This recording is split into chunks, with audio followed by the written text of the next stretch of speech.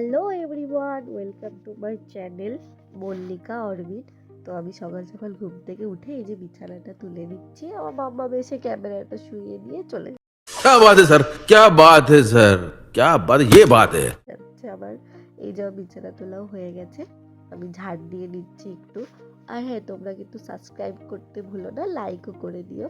আমরা তারপর ছাদে চলে এসেছিলাম খাওয়া দাওয়া করার জন্য, রোদে বসে খাওয়া দাওয়া করবো সেই জন্য। এই যে সকালে আলু সেদ্ধ ভাত, ছাদে বসে আমরা এখন খাওয়া দাওয়া করব। তারপর আমি এই যে নিচে চলে এসেছি। পেঁয়াজের খোসা, ডিম, চায়ের লিকার এগুলো গোলাপ ফুল গাছের জন্য খুবই ভালো। আমি ইউটিউবে দেখেছি, সেই জন্য সেই খাবারটাই রেডি করছি গোলাপ ফুল গাছের জন্য। আজকে ভিজিয়ে রাখছি, এটা কালকে দেবো। তো তোমাদের জানাবো যদি ভালো রেজাল্ট পাই।